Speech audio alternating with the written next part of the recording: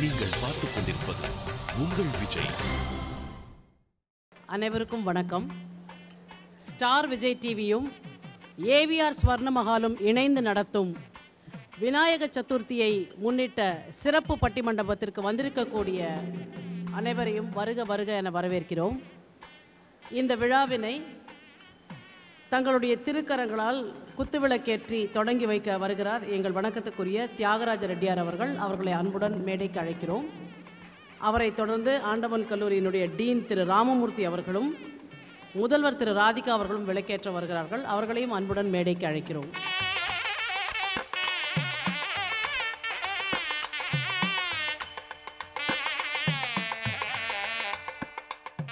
பேரன்புடைய பெரியோர்களே, அருமை தாய்மார்களே, இனிய சகோதரிகளே, ஸ்டார் விஜய் நிகழ்த்தும் விநாயகர் சதுர்த்தி சிறப்பு நிகழ்ச்சியான இந்த பட்டிமண்டபத்தில் பார்வையாளர்களாகவும் பங்களிப்போராகவும் கலந்து கொண்டு சிறப்பு சேர்க்க வந்திருக்கின்ற பெருமக்களே, உங்கள் அனைவருக்கும் என் கரங்குவித்த வணக்கத்தை முதலில் சமர்ப்பித்துக் கொள்கின்றேன். விநாயகப் பெருமானின் சதுர்த்தி விழாவை முன்னிட்டு நடைபெறுகின்ற நிகழ்ச்சி இது. நமக்கெல்லாம் அநேக வரம் தருகிற விநாயகரை பாடும்போது அவ்வை வாக்குண்டாம் நல்ல மனமுண்டாம் மாமலராள் நோக்குண்டாம் மேனி நுடங்காது பூக்கொண்டு துப்பார் திருமேனி தும்பிக்கையான் பாதம் தப்பாமல் சார்வார் தமக்கு என்று அவ்வை பாடினாள். அவ்வையினிடத்தில் அதிக செல்வம் இருந்ததாக செய்தி இல்லை. அவள் விநாயகரை பாடும்போது முதலில் வேண்டும் என்று கேட்டது வாக்குண்டாம், நல்ல கல்வி முதலில் கேட்டாள். நல்ல மனமுண்டாம், நல்ல மனதை இரண்டாவதாக வைத்தாள். பிறகு மாமலராள் நோக்குண்டாம், லக்ஷ்மி கடாட்சம் உண்டு, விநாயகரை வணங்கினால் செல்வம் கொளிக்கும் என்றாள். பிறகு மேனி நுடங்காது, நோயற்ற நல்ல மேனியோடு சுகமாக இருக்கலாம் என்று அவ்வை ஒரு வரிசைப்படுத்தினாள். பட்டிமண்டபத்தினுடைய முகவுரையாக இது இருக்கிறது என்று நீங்கள் எண்ணிவிடக்கூடாது. யார் யாருக்கு எது பெரிதும் விருப்பமோ அதை முதலில் சொல்லுவார்கள். அவ்வைக்கு பெரிதும் விருப்பமாக இருந்தது புலமையும் கல்வியும். ஆகவே முதலில் வாக்குண்டாம் என்று சொன்னாள். விநாயகரை போற்றி பாடுகிற இந்த பாடலுக்குள்ளேயே இந்த இரண்டு கட்சிகளுக்கான தலைப்பும் இருக்கிறது.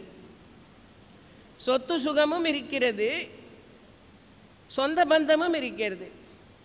வாக்குண்டாம் நல்ல மனமுண்டாம் என்று சொன்னாள். லக்ஷ்மி கடாட்சம் என்பது பொருளை மட்டும் கொண்டு வந்து நம் வாசலில் சேர்ப்பது மட்டும் அல்ல. நாம் மரியாதையோடும் புகழோடும் பாதுகாப்பான உணர்வோடும் சொந்த பந்தங்களோடும் சுகமாக வாழ்வதும் லக்ஷ்மி கடாட்சம்தான். ஆக பாடலுக்குள்ளேயே இந்த இரண்டு பேருக்கும் செய்தி இருப்பது போல ஒரு தோற்றம் உண்டாகிறது. நல்ல அருமையான ஒரு தலைப்பு. இதில் என்ன சிறப்பு என்று கேட்டீர்கள் என்றால், இந்த பக்கம் இருக்கிற ஆண்கள் இரண்டு பேரும் சொத்து பத்துக்காக பேச வந்திருக்கிறார்கள். பெண்களை பாருங்கள், இரண்டு பேரும் என்ன சொல்லுகிறார்கள் என்றால், மன மகிழ்ச்சியை தருவது சொந்த பந்தம்தான் என்று சொல்ல வந்திருக்கிறார்கள். இது எவ்வளோ முக்கியமாக இந்த தலைப்பை கொடுத்துருக்காங்கன்னா, இப்போ சொந்த பந்தங்கள்லாம் ரொம்ப குறைஞ்சிக்கிட்டே போகுது. ஒரு 4 குழந்தைகள் இருந்தாங்க ஒரு வீட்டில். ஒரு 50 வருஷத்துக்கு முன்னால் அடுப்பில் ஒரு தோசை கல் கிடக்கும். அந்த அம்மா தோசையை விட்டு ஒவ்வொரு தட்டுக்காக இன்டர்ன் போட்டுக்கிட்டே வருவாள். அந்த ரெண்டாவது போடுறதுக்குள்ளே ஃபஸ்ட்டு தட்டு காலியாக இருக்கும். பட் அந்த முதல் ஆள் வெயிட் பண்ணிகிட்டு இருப்பான். 4வது தட்டுக்கு போட்டப்புறம் திரும்ப இதுக்கு முதல் தட்டு. இந்த வேலை 1 மணி நேரமாக நடக்கும். எத்தனை தோசை விழுந்ததுன்னு யாருக்கும் தெரியாது. வெயிட் பண்ணணும், பொறுமையாக இருக்கணும், நமக்கும் கிடைக்கும் அப்படிங்கிற ஒரு அட்ஜஸ்டபிலிட்டி இருந்தது நம்ம நாட்டில். அதனால்தான் சின்ன குழந்தைக்கு கதை சொல்லும்போது கூட சாதம் போட்டு அதில் நெய்யை போட்டு பருப்பை போட்டு அதை பிசைஞ்சு எடுத்து ஒன்றும் இருக்காது, கையாலேயே எல்லாம் பண்ணுற மாதிரி குழந்தைக்கு விளையாட்டு காட்டி இது அப்பாவுக்கு, இது அம்மாவுக்கு, இது அண்ணனுக்கு, இது தங்கைக்கு எல்லாம் கொடுத்துட்டு அப்புறம் அந்த குழந்தைக்கு ஒன்றும் இருக்காது. அதை சிரிக்க வைக்கிறதுக்காக கிச்சு கிச்சு முட்டுருவாங்க. அப்படின்னா என்ன, நீ பெருசாக வந்த பிறகு உன்னை சார்ந்திருக்கிற சொந்த பந்தத்துக்கெல்லாம் கொடுத்து அதை பார்த்து நீ மகிழ்ச்சி அடையணும். நீ தனக்குன்னு இருக்கக்கூடாது அப்படிங்கிறத குழந்தையா இருக்கும்போதே சொல்லி வைத்த தேசம்தான் இந்த தேசம். சேர்க்கிற பணத்தை எல்லாம் பூதங்காத்த புதையல் மாதிரி உட்கார்ந்து பார்த்துக்கிட்டு நாளும் நாளும் கண்ணீர் விட்டு கொண்டிருக்கிற மக்கள் ஏராளமான பேர் இருக்கிறார்கள். அந்த மௌன முனகல்கள் தேவையா, இல்லை மகிழ்ச்சியான பரிமாற்றம் தேவையா? பரிமாறிக்கொள்ளுகிற அன்பு இதயங்கள் தேவையா, இல்லை சொத்து பத்துக்கள் மட்டும் போதும் என்று மரியாதையை மட்டும் காப்பாற்றி கொண்டிருக்கிற சூழ்நிலை போதுமா மனிதனுக்கு? இப்படி ரெண்டு தலைப்பும் ஒன்றோடு ஒன்று மோதுகிற ஒரு அருமையான தலைப்பு. கருப்பா வெள்ளையான்னு கேட்டால் எப்படி இருக்கும் பார்த்தீங்களா? ரெண்டும் தான். கருமையே வேண்டான்னு சொல்ல முடியுமா? சொல்ல முடியாது. இல்லை வெண்மையே வேண்டான்னு சொல்ல முடியுமா? சூரியனா நிலவா அப்படின்னு கேட்டால் நிலவு வேண்டாங்க சூரியனே போதும்னு சொல்ல முடியுமா? இல்லை சூரியன் வேண்டாம் நிலவு மட்டும் போதும் அப்படின்னு சொல்லிட முடியுமா? இதயமா மூளையா அப்படின்னு கேட்டால் இதயம் வேண்டாங்க மூளை மட்டும் போதும் அப்படின்னு சொல்ல முடியுமா? அந்த அளவுக்கு தான் இந்த ரெண்டு தலைப்பும் பல இடத்துல ஒன்னோட ஒன்று உராய்ந்து கொண்டிருக்கிறது, பல இடத்துல நேர்கோட்டில் பயணப்பட்டு கொண்டிருக்கிறது. இவ்வளவுதான் இந்த தலைப்பை பற்றி இப்போதைக்கு நான் சொல்லுவேன். இனிமே இவங்க ரெண்டு தரப்பார் என்ன சொல்லுகிறார்கள் என்று பார்த்து பட்டிமண்டபத்துக்கு ஒரு தீர்ப்பு சொல்லணும் இல்லையா? அது என்னோட வேலை இல்லை. அந்த வேலை உங்கள் எல்லாரோட கண்களுக்கும், உங்கள் கண்ணெல்லாம் எப்படி இருக்கு அப்படின்னு பார்த்து நீங்கள் எப்படி கரவொலி எழுப்புறீங்கன்னு பார்த்து அதையே வெகுஜன தீர்ப்பாக சொல்லிட வேண்டியதுதான், வழிமொழிஞ்சிட வேண்டியதுதான். அதுதான் என்னோட வேலை. நீங்கள் சொத்து பத்துக்கு ஆரவாரமாக இருக்கீங்களா, இல்லை சொந்த பந்தத்துக்கு ஆரவாரம் காட்டுறீங்களா, எப்படி இருக்கீங்க, உங்கள் கருத்தை பிரதிபலிப்பது தான் தீர்ப்பு. 4 பேர் அழகாக இங்கே வந்திருக்காங்க. முதலில் மோகனசுந்தரம். அவரை சார்ந்து இனிக்க பேசுவார். ரொம்ப நகைச்சுவையாக அழகாக பேசி சிரிக்க வச்சுருவார். ஒரு அழுமூஞ்ச கொண்டாந்து இவர்கிட்ட விட்டால் கூட அவன் சிரிக்காமல் போகவே மாட்டான். அவனே சிரித்த முகமாக ஆக்கிடுவார். அப்படி மோகனசுந்தரம். பக்கத்தில் சிவகுருநாதன் வழக்கறிஞராக படித்தவர் வந்திருக்கார். நல்லா அழகாக உங்களுக்கு நல்ல செய்திகளை சொல்லுவாங்க. வழக்கறிஞர்கள் பார்த்தீங்களா, அதனால சொத்து பத்துக்கிட்டே சேர்ந்துட்டாங்க. அப்புறமா இந்த பக்கத்துலேயும் ஒரு வழக்கறிஞர் அம்மா இருக்காங்க, சுமதி இருக்காங்க. அவங்களும் ஒரு லீடிங் அட்வொகேட் தானே. அவங்க எவ்வளோ பார்த்துருப்பாங்க, சொத்து பத்து தகராறுலாம் நிறைய பார்த்து சலிச்சு போயிட்டாங்க. இந்த சிவில் கேஸையாக பார்த்து சலிச்சு போய் வேணாங்க இதனால் பெரிய வம்பு, சொந்த பந்தத்தை வளர்ப்போம் அப்படின்னு அவங்க வந்துட்டாங்க பாருங்க. அவங்க கூட சகோதரி விஜயசுந்தரி வந்திருக்காங்க. ஸ்ரீரங்கத்தில் சென்னையில் நடக்க வேண்டிய நிகழ்ச்சி ஸ்ரீரங்கத்தில் நடத்துகிறாங்க. ஸ்ரீரங்கம் பெருமாளுக்கு மட்டும் இல்லை, உச்சி பிள்ளையாக இருக்கிற விநாயகருக்கும் முக்கியமான ஒரு அருமையான இடம். அப்படிப்பட்ட இடத்துல இந்த விநாயகர் சதுர்த்தி தொடர்பாக நம்முடைய மனதில் இருக்கிற ஐயப்பாட்டை போக்குகிற விதமாக நடைபெறுகிற இந்த அழகான பட்டிமண்டபம் உங்கள் அனைவர் சார்பாகவும் பேச்சாளர்களை வாழ்த்தி அவர்களை வரவேற்கிறேன். இதில் முதல்ல ஓப்பனிங் பேட்ஸ்மேனாக வரப்போகிறார் யார்? திரு மோகனசுந்தரம். பாராட்டி அழைக்கின்றேன்.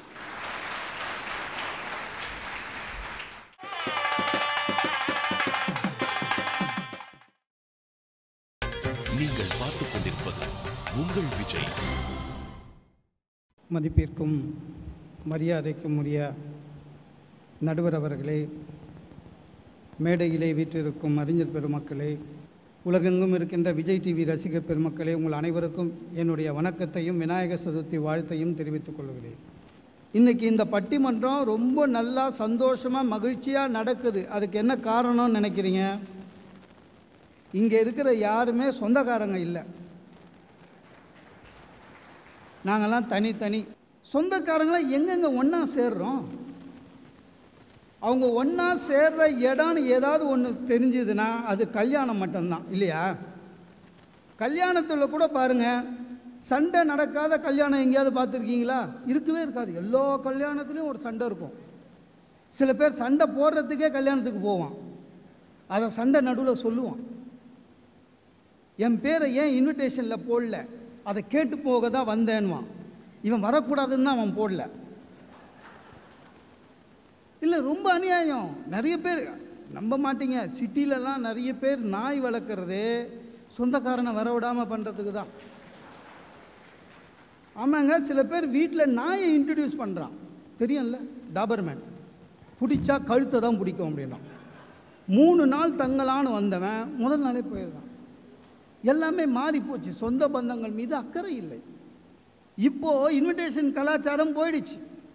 குரியரில் வருது, அது உள்ள துண்டு சீட்டு இருக்குது, நாங்களே நேரடியாக வந்தது போல் பாவித்து வரவும் அப்படின்னு. மானங்கட்ட அதுக்கும் போனோம் வச்சுக்கோங்களேன். வாசலில் வரவேற்கிறதுக்கு கூட ஒருத்தர் இல்லைங்க. இப்போ அதுக்கும் ஒரு பொம்மை வச்சுட்டான், அது வணக்கம் வணக்கம்னு. பன்னீர் தெளிக்க சின்ன பிள்ளைங்க பட்டு பாவாடை தாவணியோட அதுவும் இல்லை, அதுக்கும் ஒரு மெஷின் வச்சுட்டான். ஆக இப்போ சொந்த பந்தம் எல்லாம் கேள்விக்குறியாயிடுச்சு. ஒரு மனிதனுக்கு மகிழ்ச்சிக்கு எது தேவை? தன்னம்பிக்கை. அந்த தன்னம்பிக்கையை கொடுப்பது எது? ஒன்றும் இல்லைங்க, என் பேரில் 10 லட்சம் ரூபாய் டெபாசிட் இருக்குது பேங்க்கில். ஒரு உதாரணத்துக்கு சொல்கிறேங்க, உண்மை இல்லை. இப்போ நடுவர் பேரில் 1 கோடி ரூபாய் இருக்குது டெபாசிட்டு. இது உதாரணம் இல்லை, உண்மை. இப்போ எங்களுக்கு மகிழ்ச்சி இருக்குது, தன்னம்பிக்கை இருக்குது. ஏன்? எங்களுக்கு தெரியும் அடுத்த வருஷம் இத்தனை சதவிகிதத்தில் வட்டி வரும், டிடிஎஸ் பிடிச்சி இவ்வளோ பணம் வரும், எங்களுக்கு தெரியும். அது மாதிரி சொந்தக்காரங்களை நினைக்க முடியுமாங்க? இன்றைக்கி 250 பேர் சொந்தக்காரன், அடுத்த வருஷம் எத்தனை பேர் எதிரியாக மாறுவான்னு தெரியாது, எத்தனை பேர் உயிரோடு இருப்பான்னு தெரியாது. ஆக பணம் மட்டும்தான். ஒன்றே ஒன்று, நீங்கள் நல்லா இருந்தீங்கன்னா உங்களை பார்த்து பொறாமப்படுவது சொந்தக்காரர்கள் மட்டும்தான். நீங்கள் கெட்டு போயிட்டீங்கன்னா உங்களை பார்த்து கேலி பண்ணுறதும் சொந்தக்காரங்க தான். இதான உண்மை. சொந்த பந்தத்தை நான் எதிர்ப்பு சொல்லலை, இப்போ காலம் அந்த மாதிரி ஆயிடுச்சு. 21ஆவது நூற்றாண்டினுடைய மிகப்பெரிய கடவுளாக இருப்பது பணம் தான். நான் நடுத்தர குடும்பங்க. ஒரு எல்லார் மாதிரி எனக்கு ஒரு ஆசை, 900 ஸ்கொயர் ஃபீட்டில் ஒரு வீடு வாங்கி, பல்லாவரம் பக்கத்தில் ஒரு வீடு வாங்கி கிரகப்பிரவேசம் பண்ணேன். மாயவரத்துலேருந்து எங்கள் மாமா வந்தார். விடிய கால வந்த உடனே முதல் கேள்வி கேட்டார், இங்கேயா வீடு கட்டினேன் அப்படின்னாரு. இங்கே கட்டினதுனால தானே மாமா உங்களை வந்தீங்க என்ன? இல்லை, ஏர்போர்ட்டு வருது, இங்கெல்லாம் இடிக்க போகிறேன்னு சொன்னாங்களே. எப்போ? விடிய காலையில் வந்த அன்னைக்கே. என் மனைவி சும்மா இல்லாமல் அவரிடம் போய், இல்லைங்க இங்கே இடிக்க மாட்டாங்க, அதெல்லாம் முடிஞ்சு போச்சு, ஏர்போர்ட் வரல இங்கே, ஏன்னா 30,000 வீடு இருக்குது, இடிக்க மாட்டாங்கன்னு. இந்த மனுஷன் அதுக்கிட்ட சண்டைக்கு போகிறாரு. உனக்கு தெரியுமாம்மா, கவர்மெண்ட் நினச்சா இடிச்சிடுவாங்க. அதாவது என் வீட்டை இடிக்காமல் போகிறது இல்லைன்னு முடிவோடு வந்திருக்காரு கிரகப்பிரவேசத்துக்கு. மாப்பிள்ளை வேணும்னு கேட்குறவங்க எப்படி கேட்குறோம்? நல்ல குணமுள்ள உறவுகள் அதிகம் இருக்கின்ற பையன் வேண்டும்னா கேட்குறீங்க, இல்லையே. Well settled, fair looking, well settle. அதனால தான் வெல் செட்டில்னு கேட்கறதுனால தான் ஏற்கனவே கல்யாணம்லாம் அப்ளிகேஷன் போட்டுன்னு இருக்கான். நீ கேட்குறது அதுதானே. குழந்தை பிறப்பு பணம் சொந்தக்காரங்களை பற்றி ஒன்றும் பண்ண முடியாதுங்க. எனக்கு குழந்தை பிறக்கும் பொழுது என் மனைவியை சேர்த்துட்டு எல்லோரும் முதல்ல வராண்டாவில் உலாத்தின்னு இருந்தேன். உள்ளே வேலை செய்கிற அம்மா வெளில வந்தது. மோகன சுந்தரம் யாருன்னுச்சு. நான் தான்மான. எனக்கே அது பேர் வச்ச மாதிரி கூப்பிட்டாங்க. யாருன்னு? உங்கள் மனைவிக்கு குழந்தை பிறந்துடுச்சு அப்படின்னாங்க. நல்லது, ஆனா பெண்ணான துட்டு கொடு. அதாவது எனக்கு என்ன குழந்தை பிறந்ததுன்னு நான் தெரிஞ்சுக்கவே காசு கொடுக்கணும். சொந்த பந்தம் தான் பேசுகிற யாராவது ஒருத்தர் ஸ்கூல் அட்மிஷனுக்கு போய் நின்று பாருங்கள், தெரியும். எல்கேஜிக்கு 1 லட்சம் ரூபா. ஏங்க என்ன? நாங்களே எல்லாம் பார்த்துக்குறோம் சார் அப்படின்னாங்க. அப்படின்னா உங்கள் குழந்தைய வீட்டிலேருந்து கூட்டிகிட்டு வரோம், சாப்பாடு, தூங்க வைக்கிறோம், uniform, book, first period karate class, second period swimming pool, yoga, 3 வயசு குழந்தைக்கு. அப்புறம் நான் சொன்னேன், சரிங்க பாடம் அது நீ நடத்து, படித்த அப்பா தானே நீ, அப்போ நீங்கள் என்னங்க பண்ணுவீங்களே? நாங்கள் சர்டிஃபிகேட் மட்டும் தான் கொடுப்போன்னு. அன்பு என்பதற்கு அர்த்தமே இப்பொழுதெல்லாம் பணம் என்றாகிவிட்டது. 5 வருஷம் வாழ்க்கை நடத்தின ஒய்ஃபு திடீர்னு நம்மக்கிட்ட வந்து வர வர உங்களுக்கு என் மேலே அன்பே இல்லைங்கன்னுவா. பக்குன்னு இருக்கும். ஏன்னா சில வாட்டி கண்டுபிடிச்சிருவாங்க. எப்படி உண்மையை கண்டுபிடிச்சான்னு ஏமானேன். நான் அந்த 3D பட்டு புடவையை வாங்கி கொடுக்க சொல்லி 2 வருஷமாக சொல்கிறேன், எனக்கு வாங்கியே தரலன்னு. அது என்னென்னா, புதுசாக ஒரு புடவை வந்திருக்கான், அதை கட்டினா 3ஆக தெரிவாங்களாம். ஒன்றே சகிக்காது. ஒரு மிக்சி, ஒரு கிரைண்டர், இதெல்லாம் வாங்கி கொடுத்தாதான் நம்ம அன்பாக இருக்கணும்னு நினைக்கிற அளவுக்கு இந்த நாடு ஆயிடுச்சு.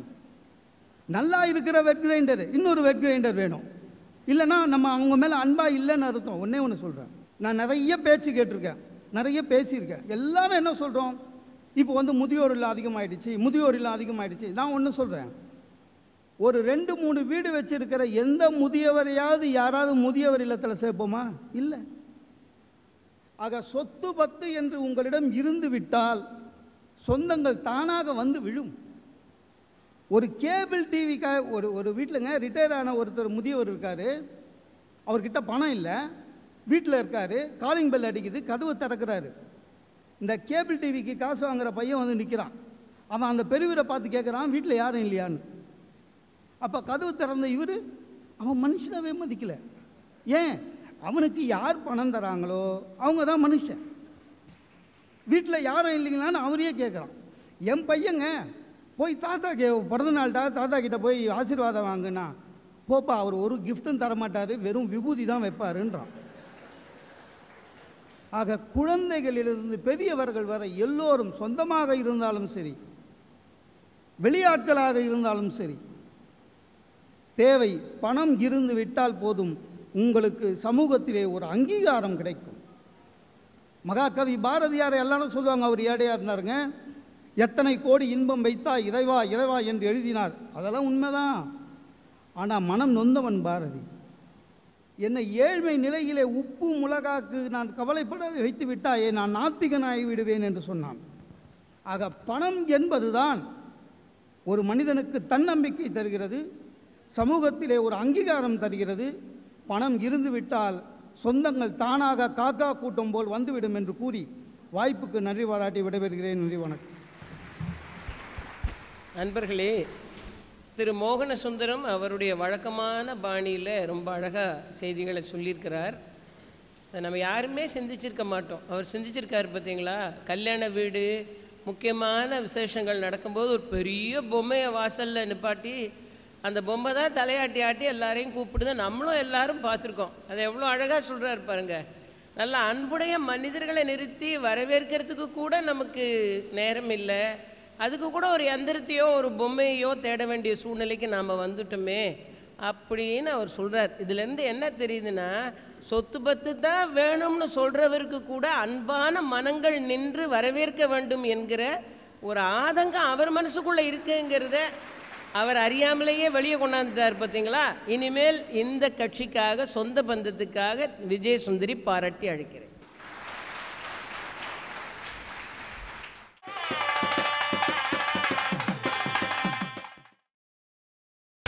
நீங்கள் பார்த்துக் கொண்டிருப்பது உங்கள் விஜய்.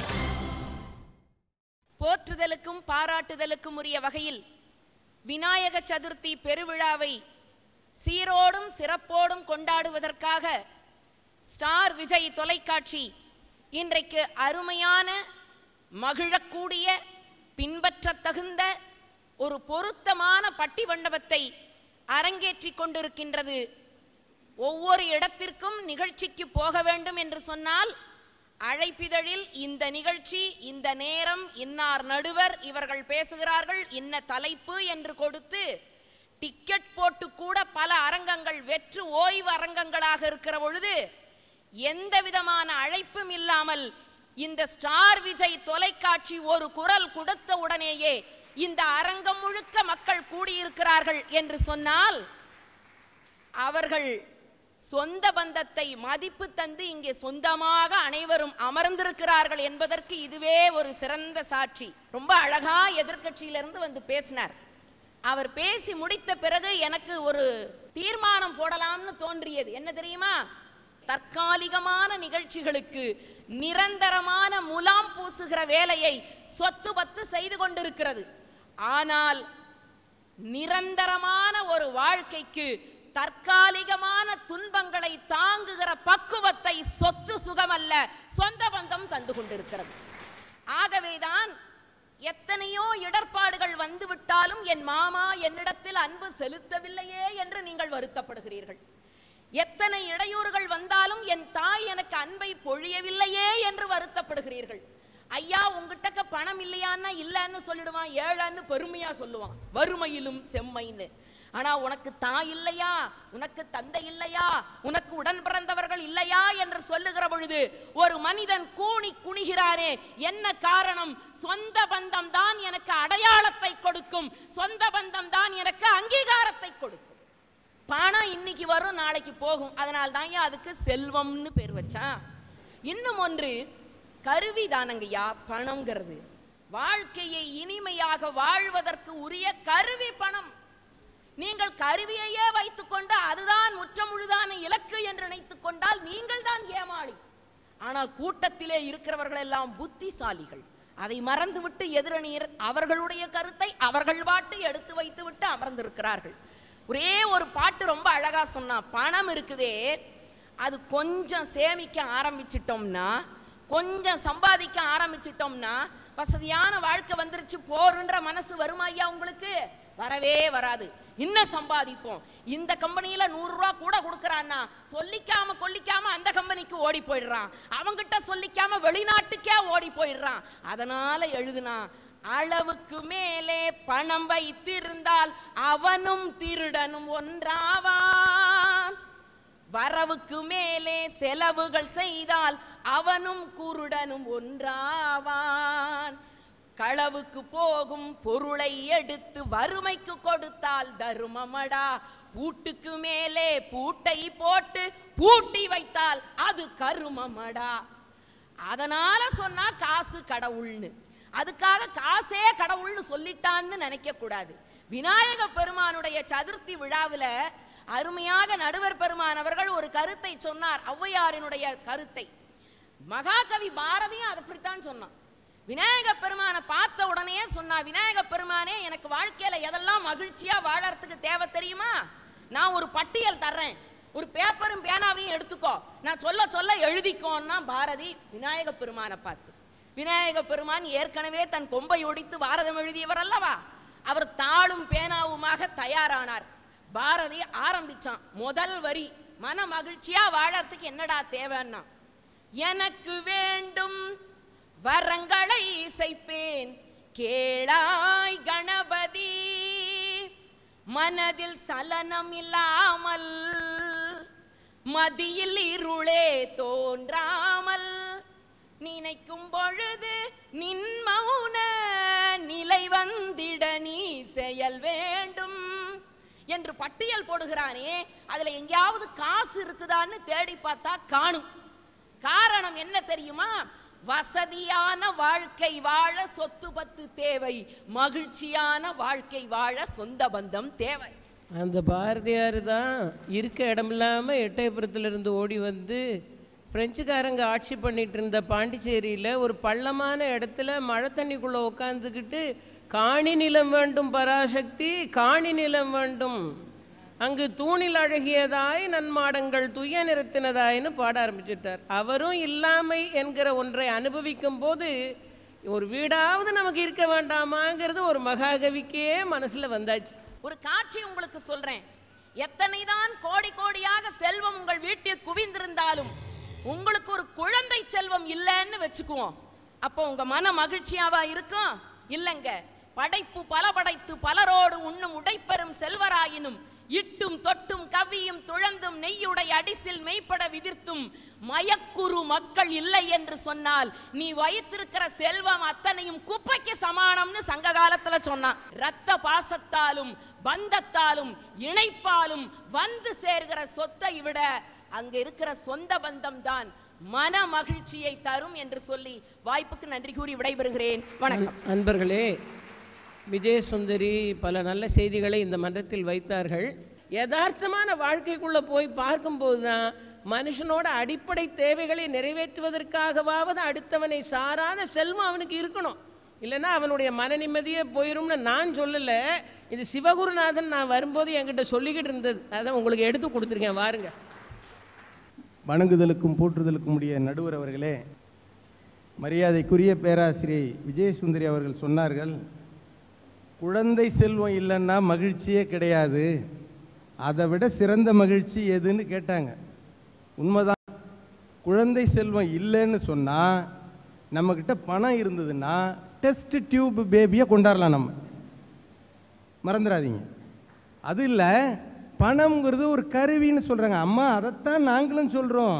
அந்த கருவி இருந்தால் தான் சொத்து பற்றே பெர்மனண்ட்டாக நம்மக்கிட்ட இருக்கும், இல்லைன்னா எல்லாம் டெம்பரவரி ஸ்டேட்டஸ் தான். அதைத்தானே நாங்கள் சொல்கிறோம். இப்போ குடும்பம் இருக்குது, 31ஆந்தேதி மாத சம்பளம் வாங்குகிற வீட்டில் தெரியும் சார் இதெல்லாம். 31ஆந்தேதி கணவன் சம்பள கவரோடு போவான், மனைவி சொல்லுவா அத்தான் வாங்கத்தான் வாங்கத்தான் அப்படின்னு சொன்னால் என்ன அர்த்தம்னா அந்த கவரை வாங்கத்தான். முடிஞ்சு போச்சு. 1, 2 தேதி 20 ஆச்சு. கணவன் அதே ஆள் வருவான், காலிங் பெல் அடிப்பான், பையன் சொல்லுவான் அம்மா அப்பா வராரு கதவை திறந்து விடுன்னு சொன்னவொன்னே அந்த அம்மா சொல்லும் என்ன பெரிய கவர்னராக வராரு, உங்கள் அப்பன் தானே வரான், போய் கதவை திறந்து விடுறான்பா. அனுபவம் பேசுதா? நடுவர் அவர்களே, எல்லாருக்கும் உள்ளது தான், உங்கள் அனுபவத்தையும் சேர்த்து தான் நான் சொல்கிறேன். ஒரு மகிழ்ச்சியான குடும்பம்னா என்னன்னா, நல்ல வீடு, நல்ல உடை, நல்ல உணவு, இது 3 இருக்கிறதுக்கு பணம் வேணுமா இல்லையா? நான் கேட்குறேன், இது 3 இருக்கணும்னா பணம் கண்டிப்பாக வேணும்ல. இப்போ எங்களுடைய அணித்தலைவர் மோகனசுந்தரம் சொன்னார், 1 லட்ச ரூபா செலவு பண்ணி எல்கேஜி சீட்டு வாங்குறான்னு சொல்லி. இது உங்கள் ஊரில் நினைக்கிறேன், எங்கள் ஊர்லலாம் ஹவுஸ் பில்டிங் லோன் போட்டு வாங்கி எல்கேஜி அட்மிஷன் போடுறான். பணம் வேணுமா வேணாமா? அது இன்னும் சொல்ல போனீங்கன்னா, பஸ்ஸுக்கு கூடுதலாக பணம் கட்டினா தான் ஓட்டை இல்லாத பஸ்ஸாக கிடைக்குது. மறந்துடாதீங்க. என்ன நடந்துக்கிட்டு இருக்கு? ஹாஸ்டலில் பையன் இருக்கான் சார், ஹாஸ்டலில் இருந்து பையன் கடிதம் எழுதுறான் அப்பாவுக்கு, அப்பா லெட்டர் எழுதுறான், அப்பா பணம் அறிய ஆவல், 31ஆம் தேதிக்குள் என்னுடைய ஹாஸ்டல் ஃபீஸை கட்டிவிட்டு நீ உண்மையான அப்பா என்பதை நிரூபிக்கவுங்கிறான். என்ன பேசுறீங்க? சொந்த பந்தமாவது. கண்ணதாசன் சொன்னாரே, பெட்டியிலே பணம் இல்லை, பெட்டியிலே பணம் இல்லை, பெத்த பிள்ளை சொந்தம் இல்லைன்னு சொன்னார் கவியரசு கண்ணதாசன். அந்த மாதிரியான ஒரு நெருக்கடியான உலகத்தில் நம்ம வாழ்ந்துக்கிட்டு இருக்கோம். மகிழ்ச்சி இருக்கணுங்கிறீங்க. மகிழ்ச்சி எப்போ இருக்கும்? வீட்டில் உள்ளவங்க கேட்குற பொருளை வாங்கி கொடுத்தா தானே மகிழ்ச்சி இருக்கும். மகிழ்ச்சி இருக்கணும்னா நீங்கள் என்ன பொண்டாட்டி பிள்ளை என்ன கேட்குதோ வாங்கி கொடுத்தா தானே மகிழ்ச்சி இருக்கும். இப்போ டி நகர் ரெங்கநாதன் தெருவுக்கு போங்க, உலகத்திலேயே வாகன போக்குவரத்து அனுமதிக்கப்படாத ஒரே தெரு டி நகர் ரெங்கநாதன் தெரு. இப்படி வச்சுக்கோங்க. போகும்போது என்ன பண்ணுறான், புருஷன் பொண்டாட்டியாக உள்ளே போகிறாங்க. உள்ளே போய் புருஷங்காரன் என்ன பண்ணுறான், ஃபைனான்சியராக மாறுறான். பணம் எடுத்து கொடுத்துக்கிட்டே இருக்கான், பொண்டாட்டி வாங்க வாங்க வாங்க. ஃபைனான்சியராக இருந்தவன் திரும்ப டிஸ்ட்ரிபியூட்டராக மாறுறான். திரும்பி வரும்போது எல்லாத்தையும் மூட்டை கட்டி தூக்கிக்கிட்டு போர்ட்டராக வர்றான். எப்படி இருந்தவன் இப்படி ஆயிட்டான். இதுக்கெல்லாம் என்ன காரணம்? பணம் இந்த சொந்த பந்தம் தானே அவனை அப்படி மாற்றுது. கவிஞர் நெல்லை ஜெயந்தா ஒரு அருமையான கவிதை சொன்னான். நெல்லை ஜெயந்தா, மின்சாரம் தயாரிக்கும் தண்ணீரை தடுக்க காட்டில் அணை கட்ட வேண்டும், சம்சாரம் தயாரிக்கும் கண்ணீரை தடுக்க ரூபாய் நோட்டில் அணை கட்ட வேண்டும். நானே பணம் இல்லாமல் முடியுமா? அந்த சந்தோஷத்தை குறைக்க முடியுமா, கொடுக்க முடியுமா? நடுவர் அவர்களே, 14ஆம் தேதி இபி பில்லு கட்டணும், 27ஆம் தேதி டெலிஃபோன் பில்லு கட்டணும், 30ஆம் தேதி ஸ்கூல் ஃபீஸ் கட்டணும். இப்போ யோசிச்சிங்களேன், நடைமுறையில் உள்ளதை பேசுவோமே. அந்த 2 சகோதரிகளும் போய், நாங்கள் பாசமான சகோதரிகள், நாங்கள் சொந்த பந்தத்திலெல்லாம் ஊறி திளைத்தவர்கள், எங்களுக்கு ஃபீஸ் போடாதீங்கன்னு சொன்னால் என்ன ஆகும்? என்ன ஆகும்? எல்லாம் கட்டாயிரும். இப்போது என்னாச்சு, செல்லு வச்சுருக்கோம், எல்லாரும் செல்லு வச்சுருக்கோம். ஒரு வெண்பா எழுதினா ஒரு கவிஞன், கற்றாரும் கல்லாரும் நல்லாரும் பொல்லாரும் எல்லாரும் சுற்றுகிறார் செல்லோடு மாந்தரிலே செல், பல்லின்றி வாழ்ந்தாலும் வாழ்வார்கள், செல்லின்றி வாழ்வதில்லை காண எழுதினான். என்னாச்சு, இந்த செல்லுக்கு நீங்கள் ரீசார்ஜ் பண்ணலன்னு வைங்களேன், செல்லுக்கு ரீசார்ஜ் பண்ணாமல் இருந்தீங்கன்னா யாராச்சும் உங்கள் சொந்தக்காரங்க ஃபோன் அடித்தாங்கன்னா என்ன சொல்லுவான்? தொடர்பு கொள்ள முடியாத தொடர்பு எல்லைக்கு அப்பால் இருக்கிறாரும்பா. ஆக இந்த பணம்ங்கிறது தான் உங்களை தொடர்பு எல்லைக்குள்ளேயே வச்சுக்கிட்டு இருக்குங்கிறது நாங்கள் சொல்கிறோம். காட்டில் ஒரு பார்ட்டி நடந்தது சார், விநாயகர் சதுர்த்தி விழா நடக்கிற மாதிரி காட்டில் புலிகள்லாம் சேர்ந்து, நான் சொல்கிறது காட்டில் உள்ள புலிகள், உண்மையான புலிகள்லாம் சேர்ந்து பார்ட்டி நடத்துனுச்சு. என்ன பார்ட்டின்னு கேட்டிங்கன்னா, பேச்சுலர் ஒரு புலிக்கு கல்யாணம்னா எல்லா புலியும் சேர்ந்து பார்ட்டி கொடுக்கும். எல்லாம் பேச்சுலர் பார்ட்டி கொடுக்கும்போது புலி டான்ஸ் நிறைய ஆடிக்கிட்டே இருந்துச்சு. திடீர்னு ஒரு பூனை ஆடிச்சு. எல்லா புலியும் டான்ஸை நிப்பாட்டிட்டு, நாங்கள்லாம் புலி, நீ என்ன பூனை இங்கே ஆடுறேன்னு கேட்டுச்சு. அந்த பூனை சொன்னிச்சு, 3 மாதத்து வரைக்கும் நானும் புலியாக தான் இருந்தேன், 3 மாதத்துக்கு முன்னாடி எனக்கு கல்யாணம் ஆயிடுச்சு, அதுக்கப்புறம் நான் பூனையாக மாறிட்டேன் அப்படின்னுச்சு. ஆக குடும்ப சூழ்நிலையில் எதுக்கு அப்படி சொல்கிறோன்னா, எல்லாம் குடும்ப செலவினங்களை வாங்கி கொடுத்து கொடுத்து கொடுத்து கொடுத்து இந்த பணம்ங்கிறது இல்லைன்னா மகிழ்ச்சி இருக்கவே இருக்காது. நடுவர் அவர்களே, பணம் நம்மக்கிட்ட இருந்துச்சுன்னா சொந்த பந்தங்களுக்கெல்லாம் நாம் யாருன்னு தெரியும். மறந்துடாதீங்க, பணம் நம்மக்கிட்ட இருந்ததுன்னு சொன்னால் இந்த சொந்தக்காரங்களுக்கெல்லாம் நாம் யாருன்னு தெரியும். பணம் நம்மக்கிட்ட இல்லைன்னு வைங்களேன், சொந்தக்காரங்கள்லாம் யாருன்னு நமக்கு தெரியும். இதுதான் நடைமுறை என்று சொல்லி, மகிழ்ச்சியான வாழ்க்கைக்கு நிச்சயமாக தேவை சொத்து பத்தை என்று கூறி என்னுடைய வாதத்தை நிறைவு செய்கிறேன். நன்றி, வணக்கம். நண்பர்களே, திரு சிவகுருநாதன் நிறைய விஷயம் சொல்லியிருக்கார். அதில் பல விஷயம் ரொம்ப உணர்ச்சி வசப்பட்ட அனுபவபூர்வமாக நிறைய அந்த புலியாக இருந்து பூனையாக மாறினது சொன்னார் பார்த்தீங்களா? அதெல்லாம் அனுபவிக்காமல் யாராலையும் அவ்வளோ அழகாக சொல்ல முடியாது. ரொம்ப அழகாக சொல்லியிருக்கார் நிறையா விஷயம். இந்த சொத்து இருந்தால் தான் அது சரிதான், சொத்துங்கிறது சரிதான், பத்துங்கிறது என்ன? சொத்து பத்து அப்படிங்கிறீங்களே, பத்துங்கிறது என்ன? சொத்தை பற்றி மட்டும்தானே பேசியிருக்கீங்க. அப்படியே அனுபவபூர்வமாக சொல்கிறார் பாருங்க விஷயத்தை. அவர் பேசிக்கிட்டு இருக்கும்போதே எங்கள் சுமதி அப்போதே தயாராகிட்டாங்க. சீக்கிரம் விடுங்க விடுங்கங்கிறாங்க. என்ன பதில் சொல்கிறாங்க பார்ப்போம்.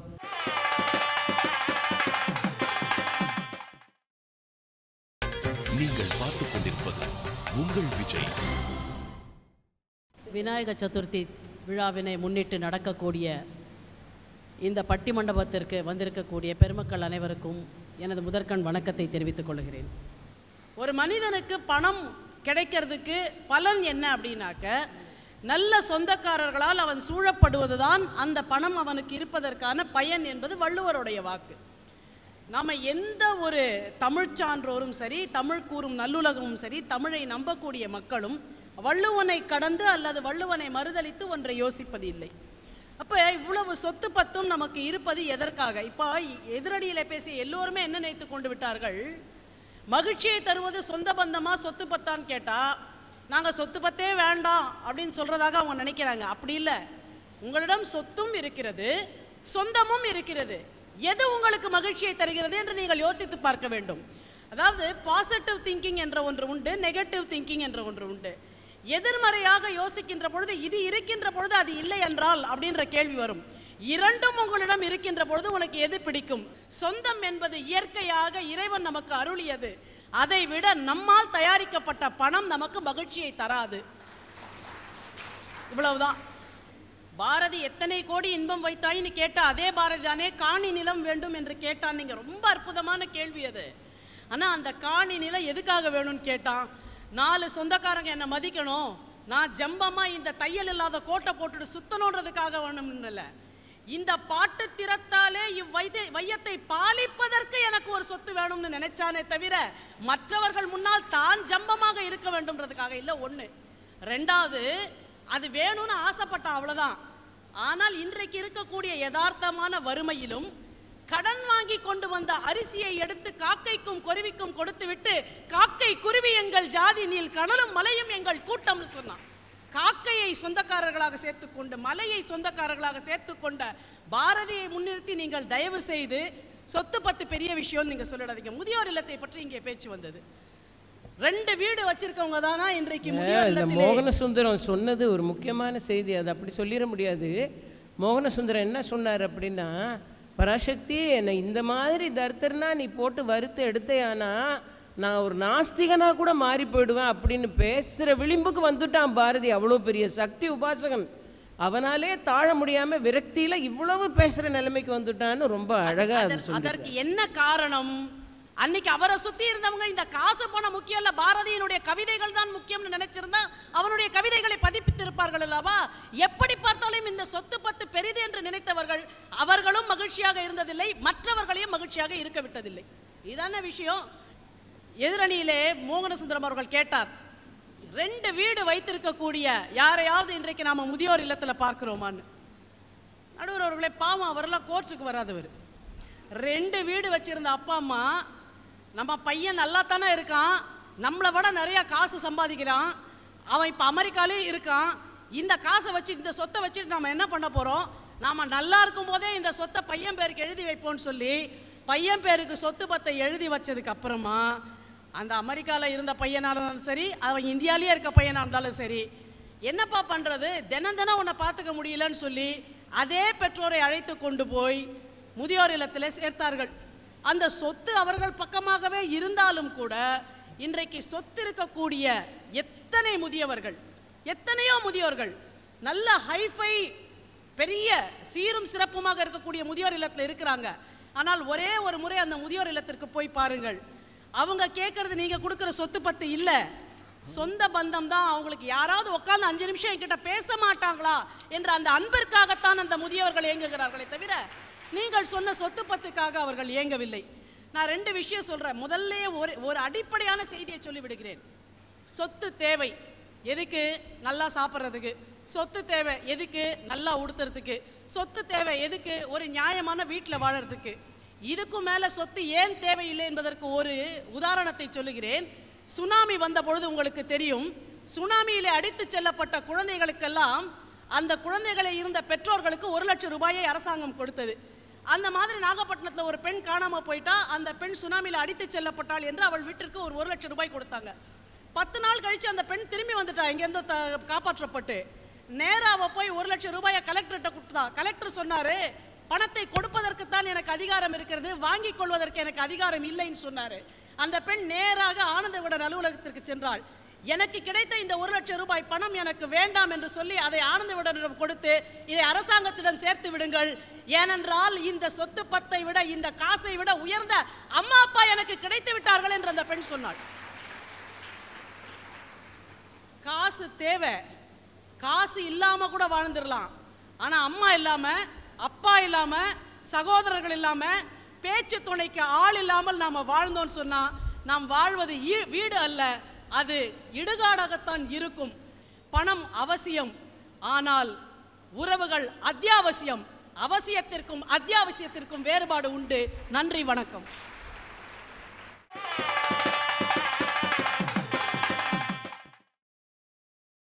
நீங்கள் பார்த்துக் கொண்டிருப்பது உங்கள் விஜய். என்ன சொல்ல போகிறோம், என்ன பேச போகிறோன்னு இருக்கும்போது நிறைய செய்தியை கொண்டாந்து சேர்த்தார்கள். இதெல்லாம் பேசிகிட்டு இருக்கும்போது எனக்கு ஒன்று ஞாபகம் வந்துச்சு. நிறையா சம்பாதிச்சவங்க, சௌகரியமாக இருந்தவங்க ஒரு காலகட்டத்தில் தானே முயற்சி பண்ணி சம்பாதிச்சதையெல்லாம் தொலைக்கிற ஒரு நிலைமை வருது. ரொம்ப தத்துவம் பேசக்கூடியவர்கள் தான், அன்பை பற்றி அறிந்தவர்கள் தான், தான் சம்பாதிச்சதை ஏதோ ஒரு வழியில் தொலைக்க வேண்டிய சூழ்நிலை வருது. அந்த இக்கட்டான சூழ்நிலையில் இந்த உறவுகள்லாம் எப்படி இருக்குது அப்படின்னு புரிஞ்சு போய் ஒரு விரக்தி வந்து பாட தொடங்குறாங்க. பார்த்தீங்களா, அண்ணன் என்னடா தம்பி என்னடா அவசரமான உலகத்திலே, ஆசை கொள்வதில் அர்த்தம் என்னடா காசு இல்லாதவன் குடும்பத்திலேன்னு. இது என்ன சும்மா உட்காந்து டியூனுக்கு எழுதின பாட்டு நான் நினைக்கிறீங்க? இது வாழ்க்கையை அசை போட்டு அனுபவித்து மனசில் கடந்த துயரத்தினுடைய வெளிப்பாடாக வந்த ஒரு ஸ்பான்டேனியஸ் வரிகள் தான். ஆசை கொள்வதில் அர்த்தம் என்னடா காசு இல்லாதவன் குடும்பத்திலே என்று பாடின பாட்டு. நீ எதுக்குடா ஆசைப்படுற, உனக்கு தான் காசு இல்லையே அப்படின்னு பாடினா அதுக்குள்ளே எவ்வளோ சோகம் எட்டி பார்க்குது பார்த்தீங்களா. அதனால் சொத்து பத்து தான் எங்கள் சும்மா வேண்டாம். நீங்கள் இவ்வளோ பேரும் கேட்டுட்டு இருக்கீங்களே, சொத்து பத்துலாம் வேண்டான்னு முடிவு பண்ணிடுவீங்களா? இன்றைக்கோட போய் வேணால் சரி பார்ப்பீங்க, வேல்யூ எவ்வளோ கூடியிருக்கு அப்படின்னு வேணால் பார்ப்பீங்க. இன்றைக்கி 25,000 எட்டி பிடிச்சிட்டு ஒரு பவுன்னு சொல்லிட்டாங்களே, நம்ம கேஷை பேங்க்கில் போடாமல் தங்கமாக வச்சுருந்தோம்னா இன்றைக்கி வேல்யூ கூடி இருக்குமே அப்படின்னு எத்தனை பேர் பேசிட்டு இந்த கூட்டத்துக்கு வந்திருக்கீங்க இப்போ. அதனால் வேண்டான்னு சொல்கிறவங்கெல்லாம் கிடையாது, தத்துவார்த்தமாக சொல்லிக்கிட்டே போகலாங்க வேண்டான்னு. அது யதார்த்தத்துக்கு சரிப்படுமாங்கிறது ஒரு பெரிய கேள்வி. அதனால தானே இல்லற வாழ்க்கையை வேண்டான்னு உலகத்தை திறந்துட்டு போன சாமியார்லாம் கோடியாக சொத்தை வச்சுக்கிட்டு தலைச்சிக்கிட்டு உட்காந்துருக்கான். அப்போ தான் அவனுக்கே ஸ்டேட்டஸ் இருக்குதுன்னு நினைக்கிற நிலைமைக்கு வந்து போயிட்டானே இன்னைக்கு. இப்படி இருக்கும்போது இல்லறவாசிகளுக்கு வேண்டான்னு சொல்ல முடியுமா? ஒன்றும் சொல்ல முடியாது.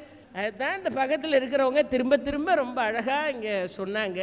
இவங்களும் ரொம்ப அழகாக 2 சகோதரிகளும் ஒன்றா சேர்ந்துருக்காங்க. எவ்வளோ சொல்கிறாங்க பாருங்கள். இன்றைக்கி ஒரு வீட்டில் இவங்க சொன்ன மாதிரி பெரிய குடும்பமாக இருக்குது, அண்ணன் தம்பி எல்லாம் ஒன்றா இருக்காங்க. அப்பா இருக்கார், அப்பாவுக்கு அப்பா இருக்கார், அவருக்கும் அப்பா இருக்கார். எத்தனை குடும்பங்களில் இருக்காது, அவருக்கும் அப்பா இருக்கார். அந்த அவருக்கு அப்பா இருக்கார், அவருக்கு வயசு 101 வயசு. 101 வயசு ஆன உடனே அவரோட பிள்ளை, அவர் பிள்ளையோட பிள்ளை, அதோட பிள்ளை எல்லாம் சேர்ந்து நம்ம தாத்தாக்கு ஒரு ஃபங்க்ஷன் நடத்துவோம் அப்படின்னு நடத்துகிறாங்க. 101 வயசு. இதுக்கு எல்லாம் பார்க்க வந்து கை குலுக்கி சாப்பிட்டு காஃபி குடித்து சந்தோஷமாக இருந்தாங்க. அதெல்லாம் ஒருத்தர் வந்தார், ஒரு 40 வயசுக்காரர் வந்து இந்த பெரியவர்கிட்ட ஆசீர்வாதம் வாங்கிட்டு அவர் 2 கையையும் பிடிச்சி இப்படி குலுக்கி அதை கண்ணில் ஒத்திக்கிட்டார். நடந்த செய்தி கண்ணில் ஒத்திக்கிட்டு அந்த 40 வயசுக்காரர் சொன்னார், 101 வயசு கொண்டாடுறாங்க, 105க்கும் நான் வரணும் அப்படின்ட்டார். அப்படின்னு அந்த கையை குலுக்கின 40 வயசுக்காரர் சொல்கிறார். அப்போ அந்த 101 வயசுக்காரர் சிரிச்சுக்கிட்டே சொன்னார், என்னப்பா உனக்கு ஒரு 40 தானே இருக்கும், அதுக்குள்ளே ஏன் 5 வருஷத்தை பற்றி சந்தேகப்படுற அப்படின்ட்டார். எவ்வளோ அழகாக சொல்லிட்டார் பார்த்தீங்களா. உனக்கு 40 தானே இருக்கும், ஏன் அதுக்குள்ளே 5 வருஷத்தை பற்றி சந்தேகப்பட்டு பேசுகிற? 45க்கும் உனக்கு 45 இருக்கும்போது எனக்கு 105 இருக்கும், அதுக்கு நான் கண்டிப்பாக இருப்பேன், நீயும் கண்டிப்பாக இருப்பேன் அப்படின்ட்டார். உடனே அங்கே ஒரு சிரிப்பு அலை மோதிச்சு அவர் போயிட்டார். போன பிறகு அந்த பெரியவர்கிட்ட எல்லாரும் கேட்குறாங்க, 101 வயசு வரைக்கும் நீங்கள் சௌரியமாக உங்கள் வேலையை பார்த்துட்டு இருக்கீங்களே, அதன் ரகசியம் என்ன? அதுக்கு அவர் சொன்னார், நான் ஒரு நல்ல தகப்பனுக்கு பிள்ளையாக பிறந்தேன், ஒரு அன்பான அம்மாவோட அன்பை எல்லாம் முழுசாக அனுபவித்தேன், ஒரு நல்ல பெண்மணியை எனக்கு கடவுள் மனைவியாக கொடுத்தார், நல்ல சான்றாண்மை மிக்க குழந்தைகள் எனக்கு கிடைச்சாங்க, பொறாமை இல்லாத என்னுடைய உறவினர்கள், என் உடன் பிறந்தவர்கள், அவங்களெல்லாம் நினச்சி சந்தோஷத்தில் ஒரு நோயும் இல்லாமல் 101 வயசு வரைக்கும் நான் நல்லா இருக்கேன் அப்படின்ட்டேன். இங்கோ முதியோர் இல்லம் நடத்துகிறாங்க, உங்களால் முடிந்த டொனேஷன் ஏதாவது கொடுங்க அப்படின்னு ஒருத்தர் வாசலில் ஒரு நோட்டை வச்சுட்டு கேட்டுட்ருக்கார். உடனே அந்த வீட்டுக்குள்ளே இருக்கிற தகப்பனார் பையன்கிட்ட கேட்டார், என்னடா வாசலில் கேட்டுட்டு இருக்காங்க? ஏதோ முதியோர் இல்லைம்மாப்பா, பெரியவங்களெல்லாம் வச்சு காப்பாற்றுறாங்க, ஏதோ டொனேஷன் கேட்குறாங்கப்பா அப்படின்னு பையன் அப்பாட்ட சொல்கிறான். அதுக்கு அந்த தகப்பனார் சொல்கிறாரு, நம்ம தாத்தாவை தூக்கி கொடுறா அப்படின்றார். சும்மா தானே இருக்கார் நம்ம தாத்தா. கேட்கும்போது நமக்கு சிரிப்பாக இருக்குங்க. இதை வச்சு தான் காலங்காலமாக அறிவு புகட்டினாங்க. எல்லாருக்கும் நல்ல தட்டில் அழகாக வாழை இலையில் சாப்பாடு போட்டு சம்பாதிச்சு போட்டு வயசாகி போய் ஒன்றும் செய்ய முடியாமல் வீட்டு வாசலில் திண்ணையில் முடங்கி கிடக்கிற பெரியவர் இருக்கார், அவருக்கு சாப்பாடு காலை சாப்பாடு 10 மணிக்கு கிடைக்கும். அவர் உட்காந்து காத்துக்கிட்டே இருப்பார். எத்தனை வீடுகளில் இருக்கிறது. பாரத கதையில் சொன்னாங்க பாருங்க, வயதான பெரியவர்கள் வீட்டில் இருக்கும்போது இளவயதுக்காரர்கள் உணவு உண்டால் அது உணவல்ல விஷம் அப்படின்னு பாரதம் சொல்லுது. அது உணவு கிடையாது. இந்த நாட்டில் யாருக்கு சாப்பாடு எப்படி போடணும்னு சட்டம் எழுதின நாடு இந்த நாடு. முதல்ல தொட்டில் குழந்தைக்கு என்னான்னு பாரு, வீட்டில் நோய்வாய்ப்பட்டவங்களுக்கு என்னான்னு பாரு, வயசான பெரியவங்களுக்கு என்னான்னு பாரு, அதுக்கு பிறகு மற்றவர்களுக்கு உணவு படை என்று சொல்லி கொடுத்த தேசம். எத்தனை வீட்டில் வயசான பெரியவங்க திண்ணையோட உட்காந்து தாத்தா இட்லி சாப்பிட வாங்க, அம்மா கூப்பிடுறாங்கன்னு பேரன் வந்து எப்போ சொல்லுவான்னு எத்தனை பேர் காத்துக்கிட்டு இருக்காங்க தெரியுமா? விடிகாலம் 4 மணிக்கு எந்திரிச்சிருப்பாங்க, 9:30 மணி வரைக்கும் பசி எப்படி இருக்கும்? அவர்களுக்கு கூட காலத்தோடு உணவு படைக்காமல் உதாசீனப்படுத்துகிற அளவுக்குத்தான் இன்றைக்கு சொந்தம் பந்தம் இருக்குது. ரொம்ப வெட்கக்கேடான விஷயம். அந்த காலத்தில் எழுதி வச்சாங்களே, தாத்தா ரொம்ப நாள் உயிரோடு இருந்து அவர் போய் சேர்ந்துட்டாரு, அவருக்கு சாப்பாடு போடுறதுக்குன்னே இருந்துச்சான் அந்த வீட்டில் காண சகிக்காத ஒரு அலுமினிய தட்டும் ஒரு டம்ளரும். அவர் போய் சேர்ந்துட்டாரு, இது ரெண்டையும் தூக்கி தூர வீசாமல் அந்த வீட்டு பேரை எடுத்து பத்திரமா வச்சுருந்தானா. அப்பா கேட்டாரா, இந்த தரித்திரம் அவரோட போக வேண்டியதானே, எதுக்குடா எடுத்து பத்திரமா வச்சுருக்க? இல்லைப்பா, உனக்கு வயசானா சாப்பாடு போடணும்ல, அதுக்கு தான் வச்சுருக்கேன்ட்டான். நீ என்ன செஞ்சோ அதுதானே உனக்கு திரும்பி வந்து கிடைக்க போகிறது. இவைகளெல்லாம் சுவாரஸ்யமாக நாம் கேட்டு ரசிக்கிற கதைகள் அல்ல. இதெல்லாம் வாழ்க்கையில் நடந்து கொண்டிருக்கிற, இன்றைக்கும் நடந்துட்டு இருக்கிற சம்பவங்கள். கோடி கோடியாக குவித்து வைத்துக்கொண்டு மனைவியோடு பேச்சுவார்த்தை இல்லாத கணவன், ஒரே வீட்டில் தனித்தனி அறைகளில் குடித்தனம் போடுகிற கணவன் மனைவி, ஒரு சிறிய தவறுக்காக கூட அனுசரிக்க முடியாத சூழ்நிலையில் இருக்கிற குடும்பங்கள், அதனால் கட்டுத்தறியில்லாமல் திரிகின்ற அவர்கள் பெற்ற குழந்தைகள், இப்படிப்பட்ட ஒரு மோசமான கலாச்சாரத்திற்கு வக்காலத்து வாங்குகிற சூழ்நிலை, இதனால் வழக்கு மன்றங்களில் ஏறி இறங்கி கொண்டிருக்கிற சாட்சிகள். புண்ணிய பூமியின் வர்ணிக்கப்படுற பாரத தேசத்தில், அமெரிக்காவில் இல்லை, பாரத தேசத்தில் இவ்வளவு கலாச்சார சிதைவெல்லாம் உண்டாகிவிட்டதே. இதெல்லாம் சொத்து சுகம் இல்லாததுனாலா? இதெல்லாம் சொத்து சுகம் இல்லாத காரணத்தினாலா? என்னைக்கோ சொல்லிட்டாங்க, அதையே நான் இப்போ தீர்ப்பாக சொல்லிடுறேன். என்னைக்கோ சொல்லிட்டாங்க. அவ்வைக்கிட்ட கேட்டான் கேள்வி. யார்? முருகன் கேட்டான், வேறு யாரும் இல்லை. முருகக்கடவுள் கேட்டான். எங்கள் மதுரையில் பழமுதிர் சோலையில் நாவல் மர கொம்பு மேலே உட்காண்டிருந்தான். அவன் அந்த வழியாக போனா தமிழ் பாட்டி. முருகன் கேட்டான், பாட்டி இந்த உலகத்தில் பெரியது எது சொல்லு, சொல்லிட்டா. அரியது எது சொல்லு, சொல்லிட்டா. கொடியது எதுன்னு கேட்டான். அவ சொன்னான், வறுமை தான்ப்பா அந்த உலகத்தில் ரொம்ப கொடியது. கொடிது கொடிது, வறுமை கொடிதுன்னா. முருகன் விடுவானா, அதை விட என்ன கொடிது சொல்லு. அதனினும் கொடிது வாழ வேண்டிய காலத்தில் வறுமைப்படுவது, அதனினும் கொடிது இளமையில் வறுமை. முருகன் விடலை. அதை விட கொடியது என்ன? அதனினும் கொடிது ஆற்றொன்னா கொடு நோய். தீராத நோய் வந்துவிட்டு அதை விட கொடிது. அப்புறமா அடுத்த கேள்விக்கு போயிட்டான், அதை விட கொடியது. அதனினும் கொடிது அன்பில்லா பெண்டிர். அன்பு இல்லாதது தான் அதை விட கொடிது. விடலை முருகன். அதுக்கு மேலேயும் போனான், அதனினும் கொடிதுன்னா. அவ சொன்னா, அதனினும் கொடிது அவர் கையால் இன்புற உண்பது தானே என்றான். அதை விட கொடுமையானது அவள் கையால் சாப்பிட்றதுரா. அன்பில்லாதவ கையால் சாப்பிட்றது தான் உலகத்திலேயே கொடியது. இது அப்படியே நீங்கள் டாப் சீட் அவியாக போட்டு பார்த்தீங்களாண்ணா, எது சிறந்தது? அன்புதான் சிறந்தது. எது ஆயுளை வளர்க்கும்? நானா விதமான உணவு வகைகள் ஆயுளை வளர்க்காது, உடம்பை வளர்க்கும். உள்ளே இருக்கிற உயிரை வளர்க்கறது உணவோடு சேர்ந்திருக்கிற அன்பு உயிரை வளர்க்கும். வெறும் உணவு இருக்கிறதே அது உடம்பை வளர்க்கும். உள்ளே இருக்கிற உயிரை வளர்ப்பது உணவோடு சேர்ந்திருக்கிற அன்பு வளர்க்கும். சொத்து பத்துக்கள் வரலாம் போகலாம், ஆனால் சொந்த பந்தம் வந்து போகக்கூடிய விஷயம் அல்ல. நேற்றைக்கு சொத்து இருக்கும், இன்றைக்கி இல்லாமல் இருக்கும், இல்லை நாளைக்கு வரும். ஆனால் சொந்த பந்தம் அப்படிப்பட்டது அல்ல. இன்று சொந்தம் நாளை சொந்தம் இல்லை என்கிற நிலை அல்ல. அதனால் தனிமரம் தோப்பாகாது. சொத்து வேண்டாம்னு சொல்லலை, உங்களுக்கு எவ்வளவு தேவையோ அவ்வளோத்தை வச்சுங்க. அதுக்கு அதிகமாக வச்சுக்கிட்டு வீணாக கோர்ட்டு வாசலை ஏறி ஏறி இறங்கி சிரமப்படுற வேலையை வைக்காம, பினாமி பேரில் வச்சுக்கிட்டு சிரமப்படுற வேலைக்கு ஆட்படாமல் எவ்வளோ அவனுக்கு தேவையோ அந்த அளவுக்கு வச்சுக்க. அது வேண்டாம்னு ஒன்றும் சொல்லலை, வறுமைப்பட வேண்டும் என்று சொல்லவில்லை. ஆனால் எதற்காக இதையெல்லாம் வைத்திருக்கிறோமோ அந்த இலக்கு நாமும் நம்மை சார்ந்தவர்களும் மகிழ்ச்சியாக இருக்கிறது. அதனால் சொத்து பத்துக்கள் வேணும்தான், ஆனால் சொந்த பந்தம் இல்லாத சொத்து பத்துக்களால் ஒரு பிரயோஜனமும் இல்லை. அதை யாரும் நல்லபடியாக அனுபவிக்க முடியாது, அவர்களுக்கும் பிரயோஜனப்படாது. அது யார் கையிலையோ போய் அகப்பட்டு அது எப்படியோ உருமாறி கொண்டிருக்கும். சம்பாதிச்சவனுக்கும் பயனில்லை, அவனை சார்ந்திருக்கிறவனுக்கும் பயனில்லை. ஆகவே சொத்து பத்துக்கள் தேவைதான்.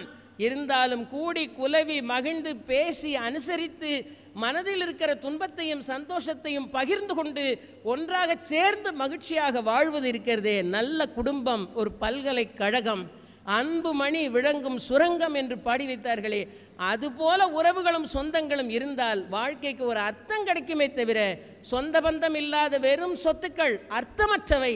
ஆகவே மன மகிழ்ச்சிக்கு சொத்து பத்துக்கள் தேவையாக இருந்தாலும் அதை விடவும் பலபடி மேலாக மகிழ்ச்சி தரக்கூடியது சொந்த பந்தமே என்பதையே தீர்ப்பாக சொல்லி வாய்ப்பளித்த அன்பர்களுக்கு நன்றி பாராட்டி விடைபெறுகின்றேன். நன்றி, வணக்கம்.